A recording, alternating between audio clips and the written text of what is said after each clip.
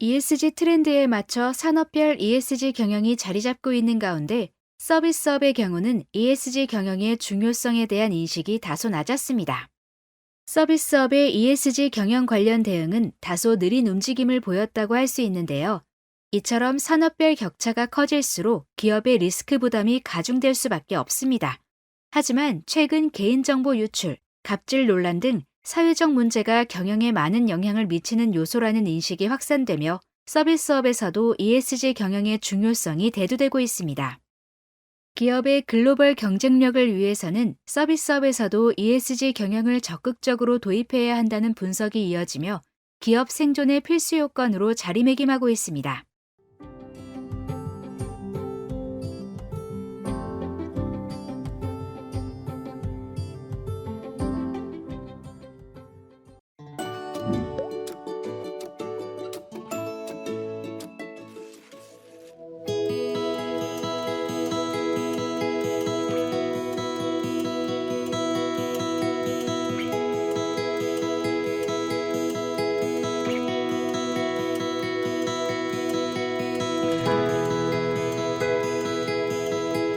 네, 이번 시간에는 서비스업에 대해서 한번 알아보도록 하겠습니다.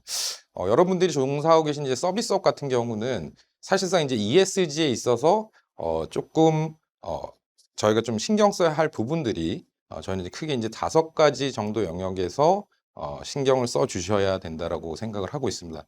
특히 이제 환경 영역도 중요하지만 사회와 지배 구조 관련된 총 4개 분야에 대해서 좀 더 신경을 쓰셔서 지표를 잡으시고 그리고 전체적으로 관리 체계를 만들어 주시는 게 중요한데요. 우선 그럼 환경 영역부터 간단하게 보도록 하겠습니다. 우선 환경 영역은 에너지 관리가 굉장히 사실은 중요하겠습니다. 저희 서비스업은 대부분 사람과 그리고 이제 저희가 제공되는 서비스로 구성이 되기 때문에 대부분의 지금 사업을 하고 계신 분들은 사람을 통해 뭔가 이제 시스템이나 플랫폼을 통해서 비즈니스를 하시게 됩니다. 그러다 보니 이 사람들이 모여 있는 공간들이 있는데요. 그 공간 역시 저희 ESG 관점에서는 관리의 대상이 될 것 같습니다. 그래서 저희 사업장에서 쓰고 있는 여러 가지 건물이라든지 그 외에 관련된 뭐 여러 가지 이제 창고나 건축물들에 대한 이제 에너지 관리가 굉장히 중요한데요. 우선적으로는 이제 에너지 관리가 되어야 온실가스 배출량에 대한 관리가 됩니다. 따라서 가장 중요한 부분들은 에너지 관리에 대한 기본적인 체계가 필요하다라고 말씀드릴 수 있겠습니다. 그래서 우선적으로 기업 내에서 사용하는 에너지를 정확하게 파악을 하시고 좀 더 효율적으로 사용할 수 있도록 하는 것이 이 에너지 관리의 최종적인 골이 되겠는데요.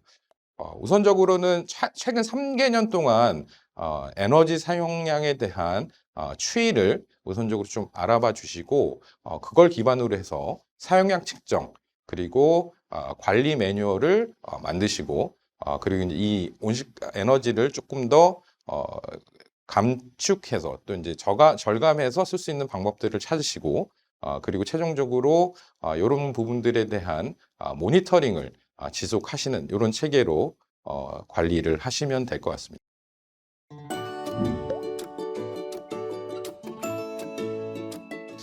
다음은 이제 차별 금지 및 이제 모니터링과 관련된 부분입니다.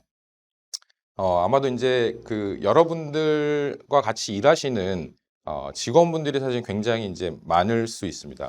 서비스업의 특성상 사람들이 모여서 뭔가 이제 저희 고객사들한테 서비스를 이제 제공하는 이런 이제 그 업을 하시고 계시기 때문에 그 저희하고 일하는 직원분들에 대한 여러 가지 배려 그리고 이제 그거를 위한 체계적인 관리가 필요한데요. 우선 첫 번째는 차별 금지 및 모니터링 부분입니다. 본 파트는 이제 S에 해당이 되겠죠. 그래서 차별 금지 및 모니터링을 위해서 우선적으로는 내부적으로 차별 금지를 위한 이해가 될 수 있도록 교육 및 훈련 체계 그리고 이제 기준을 만드는 것이 이제 굉장히 중요하다라고 말씀드릴 수 있겠습니다. 그리고 이제 두 번째 활동은 차별 금지에 대한 활동이 모든 직원들한테 이해가 될 수 있도록 그렇게 이제 이행을 하는 활동들이 중요하고요. 그리고 이제 세 번째로는 모니터링 체계를 통해서 지속적으로 이제 모니터링이 될 수 있도록 하는 부분들이 중요할 거로 보입니다. 기본적으로 저희가 인권과 관련된 부분, 이제 차별 금지와 관련된 부분들은 이제 법정 교육 등을 통해서 저희가 진행을 하고 있지만은 사실상 중요한 부분들은 내부의 인식을 좀 더 이제 확산시키고 그리고 그런 이제 인식들이 내재화가 될 수 있도록 관리하는 부분들이 굉장히 중요할 것으로 판단을 하고 있습니다. 다음은 이제 정보 보호와 관련된 부분입니다. 최근 이제 한 10년 사이에 그 개인정보보호법을 포함한 정보 보호에 대한 부분들이 이제 굉장히 사실은 중요해졌고, 실제 이제 저희가 서비스업을 이제 영위하고 계신 여러분들은 정보 보호에 대한 내부 또는 이제 외부에서의 여러 가지 이제 요구 사항들을 분명히 받고 계실 거라고 판단하고 있습니다. 특히 이제 개인정보와 관련된 부분들은 최근에 이제 관련법들이 이제 굉장히 이제 강화되고 있는 추세고, 거기에 따라서 이제 여러분들도 내부적으로 특히 이제 ESG 관점에서 내 외부 정보에 대한 정확한 좀 관리 체계가 중요할 거라고 판단하고 있는데요. 우선 첫 번째는 정책 및 내부적인 이제 관리 체계를 이제 수립을 하시고 그리고 나서 전문 인력에 의한 관리 이런 것들이 될 수 있도록 조금 이제 운영을 하셔야 되고요. 그다음 세 번째는 정보 관리를 통한 생길 수 있는 위험에 대해서 디파인을 하시고 그거를 이제 관리할 수 있는 관리 체계를 바탕으로 지속적인 모니터링을 하는 이런 과정으로 진행을 하셔야 내부적인 정보 보호와 관련된 내용들이 체계를 잡을 수 있을 거라고 판단하고 있습니다. 우선 이제 그 정보 보호 관련해서는 가장 첫 번째, 고객과 이해관계자의 정보를 보호하기 위해서 이해관계자에 대한 디파인이 굉장히 이제 중요할 것으로 판단하고 있습니다. 따라서 정보 보호에 대한 전체적인 이제 그 이해관계자에 대한 이제 정의가 이제 끝난 다음에는 그 정보 보호에 대한 내부 위기 관리 체계를 만들어야 될 것으로 판단하고 있습니다. 특히 가급적이면 내부의 정보 보호와 관련된 최고의 이제 책임자를 두시고 그 책임자를 중심으로 조직적으로 움직일 수 있는 그런 형태의 내부 구조를 만들어 주시는 것이 가장 중요하다고 생각을 하고 있습니다. 특히 이제 개인정보 보호에 대한 부분들은 유의를 해 주시고요. 그런 부분들이 잘 관리될 수 있도록 그렇게 관리 활동들을 해 주시고 모니터링한 내용들을 ESG 보고서에 최종적으로는 담아서 진행하는 부분들이 굉장히 중요하다고 말씀드리겠습니다.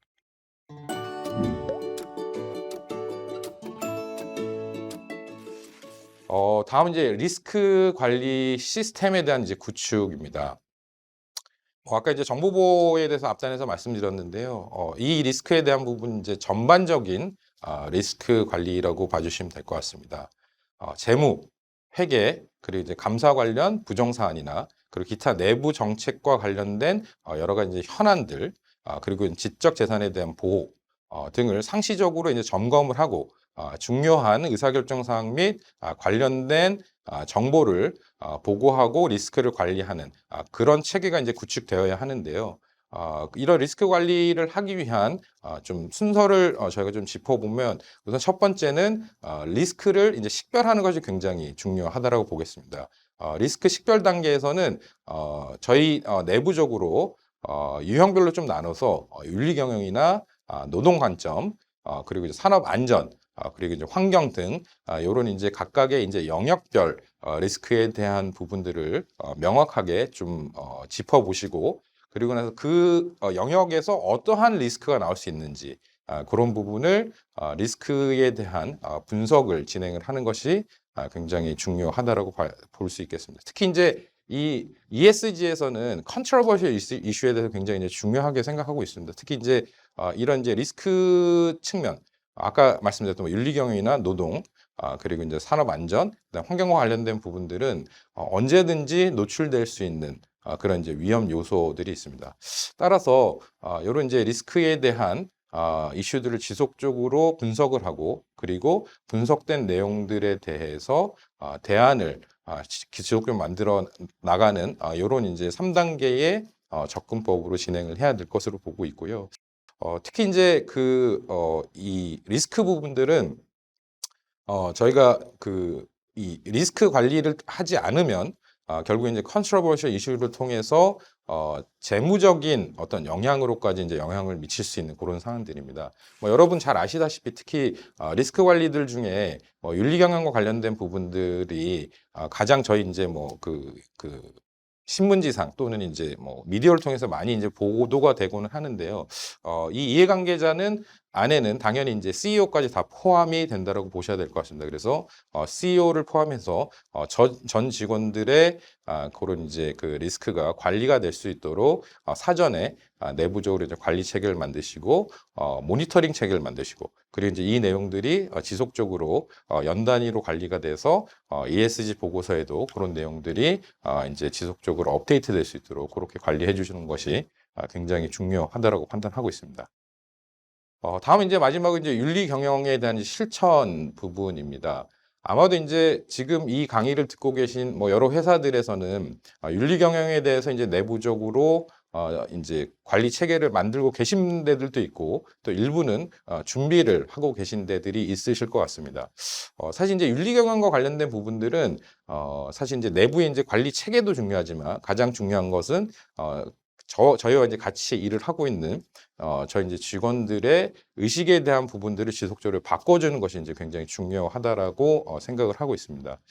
우선적으로 이제 내부적으로 저희가 그 윤리 경영을 준수하기 위한 기준을 만드는 것이 이제 가장 중요합니다. 이 이전에 기준을 만들기 이전에 우선적으로는 CEO를 중심으로 한 윤리 경영에 대한 전반적인 선언과 그리고 이제 이거를 준수하겠다라는 전 직원들의 어떤 이제 마음가짐을 이제 확인하는 의미에서 윤리 경영에 대한 이제 어떤 그 선언적인 부분들을 우선적으로 좀 진행을 하고요.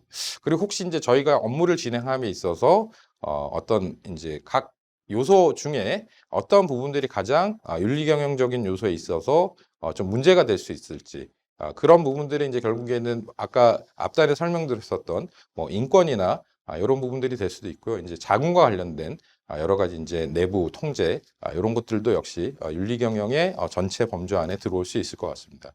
따라서 원인이나 진단 분석을 진행한 이후에 그리고 어떻게 이걸 단계적으로 추진할 것인가에 대한 내부적인 계획을 세우시고 그리고 모니터링을 통해서 지속적으로 이 직원들과 이제 소통하는 것이 굉장히 중요할 것 같습니다. 사실 이제 윤리 경영이라고 하면 윤리 경영에 대한 전체적인 틀을 만들고 직원들이 이제 통제한다라고 생각을 할 수 있는데요. 통제한다라는 생각을 하지 마시고 함께 윤리 경영을 실천해 나간다라는 관점에서 추진을 해주는 것이 굉장히 중요한 요소라고 보시면 될 것 같습니다. 뭐 여러 사례가 있지만 특히 이제 윤리 경영 관련된 부분들은 특히 이제 그 기업들이 가장 최근에 이제 중요하게 생각하는 부분들입니다. 따라서 윤리 경영에 대한 부분들은 앞단에 그 리스크 관리와 연계를 해서 지속적으로 내부에 내재화가 될 수 있도록 인식을 확산시키는 것이 굉장히 중요하다라는 말씀드리면서 강의를 마치도록 하겠습니다. 네, 감사합니다.